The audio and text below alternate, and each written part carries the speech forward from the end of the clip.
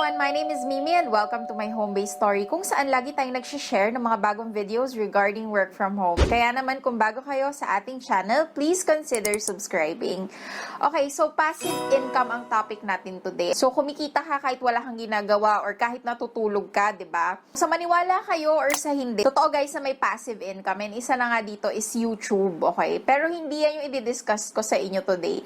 I will discuss another strategy na pwede nyong gawin online. Walang kailangang experience or age requirements dito. Kaya kung interested kayo, please stay tuned until the end of our video para malaman nyo kung paano nga ba kumita ng passive income. Now guys, we all know that the current pandemic has frozen a lot of businesses and jobs all over the world. And it has canceled a lot of job opportunities for most of us. But there is always hope.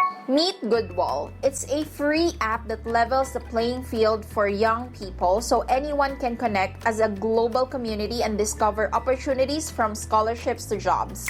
This is my personal profile where I showcase my achievements, skills, and ideas all in one place. In response to the crisis, Goodwall is now running an exciting new campaign called Better Together. It's 5 weeks of inspiring challenges where you can win up to $25,000 in prizes and awards. Participate in challenges like this one, #Goal2020, where all you need to do is record a video of yourself talking about your goals this year. The post with the most likes at the end of the day wins. Make sure you keep checking for fresh challenges on their app. What I like best about Goodwall is you can discover hand-picked opportunities from scholarships to internships and jobs. You can even get a digital certificate endorsed by top universities and employers. Make sure you keep yourself open for opportunities. Click on the link below to download Goodwall app on your phone for free today. And don't forget to join and tag me in your challenge post as the post with the most likes will win. Discover more and get inspired with Goodwall.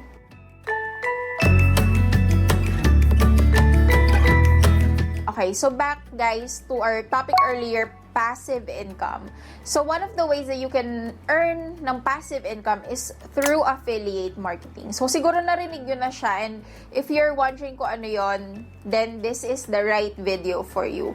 So si affiliate marketing guys, it's basically a product or a service referral system. So halimbawa, meron kang friend na nag-o-offer ng kanyang coaching services, and in your line of work, marami kang kilala na naghahanap to upgrade their skills, to look for someone who can train them.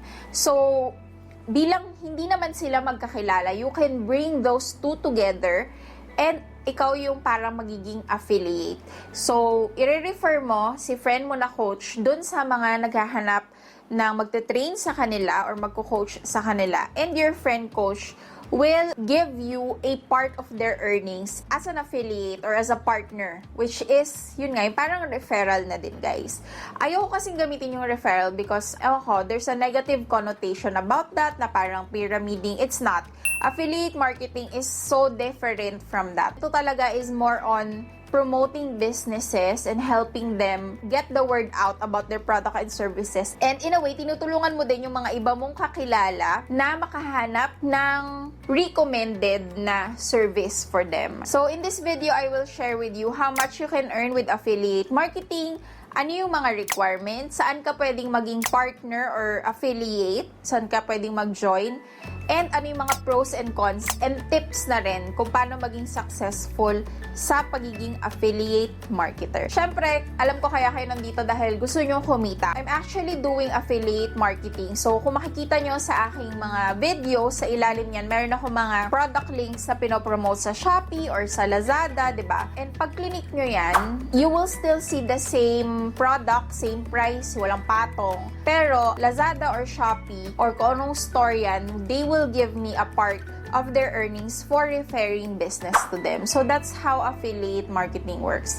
Ang first ko na website na trinay is Involve Asia. So ito na yung dashboard ko ngayon. Makikita nyo dyan, meron na akong balance. So hindi pala ako nakakapag-withdraw from them kasi hindi ko naman talaga kina-career pa yung affiliate marketing, no. I'm just checking din kung gagana ba to, which is the links below. So I'm not really actively promoting it on our videos. Pero makikita nyo dyan, like if some of you like, halimbawa yung mga nakikita nyong gamit dito, tapos yung link niya na nandiyan sa baba, Pag clinic nyo yan and binili nyo yung product na yon, then a small part of the proceeds will go to me then. Another affiliate marketing, not just for products, are for services or for sites. So, a while back, I shared with you some of the proofreading jobs that you can apply online. And nag-provide din ako ng free, wala kayong kailangan bayaran na seminar for proofreading kung saan kayo pwedeng mag-train as a proofreader. And in turn, in referring to them, people who wants to be a part of their business, okay, not necessarily magbabayad sa kanila kasi free nga yung seminar, they gave me this amount, okay, ayan, na-withdraw ko na siya sa aking PayPal, ayan yung proof of payment, and ayun nga, ang ginawa ko lang talaga is, I referred some people to them or some viewers to them who can be part of their business. So, these people na na-refer ko sa kanila, wala silang binayaran because this is a free seminar. Pero, itong website na to is parang asset sa kanila yon na meron silang mga tao na pwede nilang, halimbawa may extra business sila, pwede nilang kunin as part of their employees or as part of their business nga na makatulong sa kanilang pagpo-provide ng proofreading services. So, that's kind of like how affiliate works. So, ano ba yung mga requirements to join as an affiliate?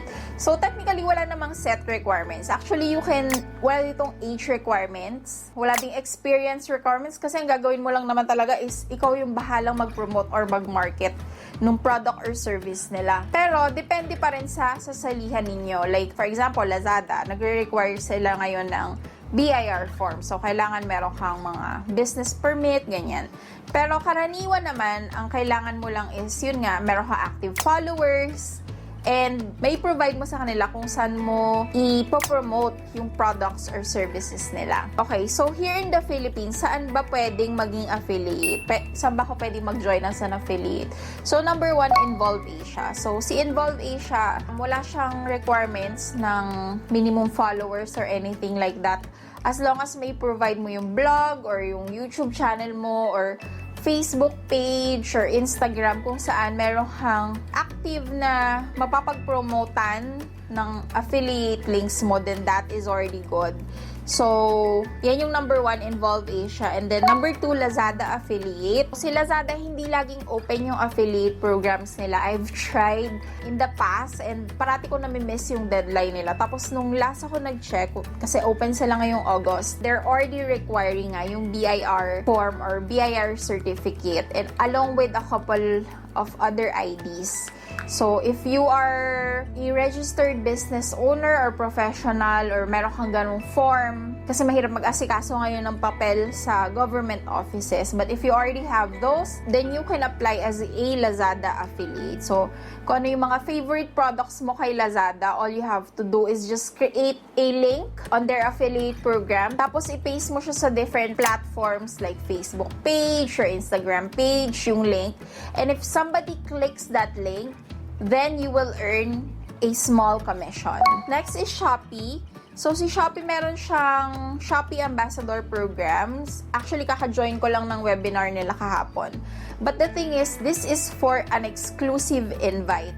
So, hindi lahat pwedeng basta mag-join kay Shopee Ambassador Program. So, it's a recently launched program kung saan, yun nga, kailangan meron kang mga active followers na pwede mong pag-promotan ng mga favorite products mo from Shopee. Next, you have, and ito siguro, it's not just for the Philippines, but all over the globe is Amazon. So, si Amazon, alam naman natin lahat na sobrang dami nilang products. So, if you are an Amazon affiliate, same din lang with Lazada and Shopee. Pili ka ng product na gusto mong i-promote and then create ka ng link and ilagay mo siya online.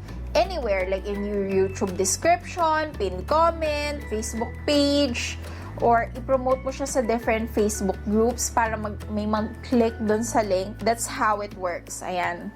Apart from Amazon, you also have eBay Partner Program. So, ito hindi ko pa siya na-check, guys. Pero I've heard of eBay Partner Program. Same way that Amazon and Lazada affiliate works. And then the last one is product link. So si product link, it's under Involve Asia but it has a bigger commission na binibigay nila. Ang problema lang kay product link is yung link na gagawin mo is only valid for 30 days. Meron din silang minimum requirement na 10,000 active followers on your social media platform. So either 10,000 kay YouTube or 10,000 kay Facebook or 10,000 kay Instagram. So those are the 6 different portals where you can apply as an affiliate partner. Syempre, marami pang iba't ibang klase ng affiliation, but these 6 are the, I would say, most popular here in the Philippines kasi mas madali kapag product links yung ipapromote mo compared to like halimbawa, yun nga yung service links, kasi meron ka lang kailangan talagang gawing promotion doon na kagaya ko gumagawa ka ng video, so mas madali siyang i-promote kasi meron ng mga followers yung videos natin, diba? Ayan. So, what are the pros and cons of affiliate marketing? What are the good things about affiliate marketing? Syempre, number 1 dyan is passive income.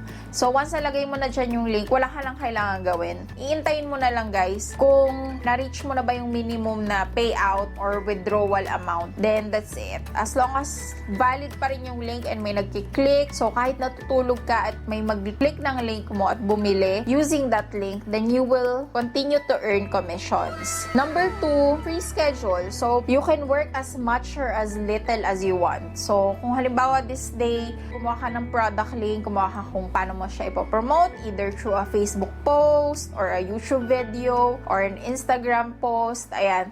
And then, nilagay mo yung link. Tapos, if you want to create more products, or if you want to create more links, then nasa iyo yan. Syempre, the more links and the more products, the more promotions, the better. Pero, hindi ka tied sa schedule. Like, hindi siya kagaya ng 9 to 5 jobs. Nasa iyo kung gaano karaming time yung kaya mong ilaan para mag-market ng mga links. Ayan. And number 3, yun nga, it's straightforward and easy. So, yun lang talaga yung gagawin nyo, guys. Maghanap kayo ng product or service na gusto nyo i-promote. Gawan nyo ng link sa partner program. And then, i-promote nyo siya anywhere online. And that's it. Iintayin nyo na lang yung payout ninyo. Now, ano naman yung cons? Or what are the bad things? Hindi naman siguro bad, pero yung hindi natin masyadong favorite. Diba? Number 1, yun nga, kagaya nung na-mention ko earlier, may negative connotation on referral links. So, marami ako nakikita, ay, kumikita ka lang ba dyan dahil sa referral? So, hindi ko alam. For me, it's a little bit toxic to call it or to frame it that way. Kasi, ang referral naman, nasa magkiklik yan kung gusto ba nilang i-click or kung ayaw. It is never forced upon anyone, diba? So, all these content creators are really doing are just giving you options whether or not gusto mo bang kumita dito? Do you think this is a fit for you? Kung hindi, okay din lang naman. Siyempre, yung mga businesses kasi, a lot of them, maybe they know how to create the product or the service, but hindi sila sure kung paano siya i-market. And yan yung specialty ng mga affiliate partners or ng mga content creators is how to market and promote different links and products. And yun lang yung ginagawa ng mga content creators or YouTubers is parating sa inyo kung ano ba yung mga options nyo online, diba? Yun lang yung problema. Minsan, ay, referral yan, ayoko nyan. Or something to that effect. So, yun nga, may negative connotation. But, again, guys, nasa inyo naman yan. And then, number 2, your marketing strategy may not always click. So, syempre, kahit sa akin, guys, although medyo malaki na yung channel natin, hindi lahat ng videos ko nagki-click. Hindi lahat dumadating sa expected number of views ko. So, minsan, may mga strategy tayo na hindi gumagana. Like, halimbawa, mali yung wording na ginamit ko, or mali yung pagka-promote ko, or yung timing, or siguro hindi masyado maganda yung pagka-package ko nung information. So, it's still a trial and error kind of thing na hindi lahat ng marketing is parating gumagana. So, that's one of the cons of affiliate marketing. And then, number 3 is, yun nga, finding the right products or services to refer. So, medyo mahirap maghanap, lalo na kung magsa-start ka pa lang ng affiliate marketing, medyo mahirap maghanap kung ano ba yung mga products or services na i-refer mo. Like, halimbawa, siguro mahilig kang magtanim-tanim or mag-gardening, di ba, nauuso yan ngayon, and you want to promote a certain shop or a certain product about gardening tools or home tools, ganyan. pero pinost mo siya sa isang makeup vlog. So, hindi lahat ng interested sa makeup will be interested in the gardening stuff. Iisipin mo pa rin parate yung placing nung ad mo. So, ayun yung sinasabi ko na minsan mahirap maghanap ng products or services na i-refer kasi hindi lahat gusto ng karamihan. So, ano ba yung mga tips ko sa inyo for a more successful affiliate marketing? So, bago ko sabihin sa inyo guys, hindi ako expert sa affiliate marketing, but it's one of the things na pwede nyong pagkakitaan as a side income. Nakita nyo naman earlier yung aking dashboard sa Involve Asia, so hindi siya ganun kalakihan. So, I wouldn't set your expectation unless marami talaga kayong followers and super active kayong mag-post ng affiliate links. Pero, ayun nga, pwede naman daw kayong kumita based sa research ko. You can earn up to $10,000. So, siguro sa ibang bansa na to, no? Pero dito sa Philippines, so, I would say around 10,000 to 15,000 pesos a month for an average affiliate marketer. Back to the tips, napalayo tayo. Una, think of a useful content. Pag nagbebenta, guys, hindi yung basta mo lang siya i-display. Kasi hindi ikaw yung merchant eh. You are the marketer. Isipin mo, bakit to papatok? So, it has to be something of value to your intended audience. So, kailangan meron silang mapupulot just apart from the product or service that you're promoting. Number 2, proper placing of links. So, kailangan ilalagay nyo yan sa tamang niche. Ayan na naman tayo sa niche. Isipin nyo kung ano yung intended audience nyo. Saan ba sila madalas magstay or mag-view ng content? Is it sa Facebook? Is it sa YouTube? Anong klaseng Facebook page or YouTube page yung paglalagyan mo ng mga links mo? So, those are some of the things that you need to consider in placement. And, syempre, ang last na tip ko sa inyo is just do it continuously. Syempre, hindi naman lahat ng nag-try sa affiliate marketing ay kumita agad. Even me, ay nga, sabi ko sa inyo, hindi ako masyadong active. Hindi pa rin ako nakakapag-withdraw sa Involve Asia up to now. Kaya medyo natagalan tong paggawa ko ng content about affiliate marketing. Pero, ayun nga, one other affiliate marketing service worked for me, which is yung proofreader. And ayun nga, if you're just starting with affiliate marketing, itry nyo. Huwag kayong titigil para mas malaki yung kita nyo and para mas magamay nyo din kung ano yung papatok or hindi effective na strategy. Then you just keep on making those affiliate links and posting them online. Again guys, ito yung proof of earning natin from one of our affiliate partners. Again, yung mga ni-refer ko dito, wala silang binayaran. And actually, nag-gain pa sila ng information on how to be a proofreader or kung paano magkaroon ng isang proofreading business, diba?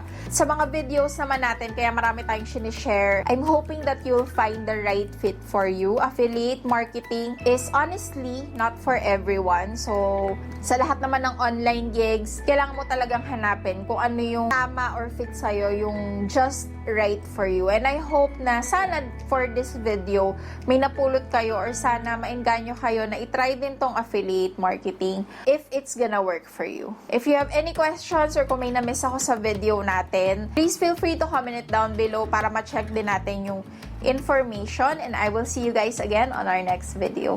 Thank you for watching! Bye!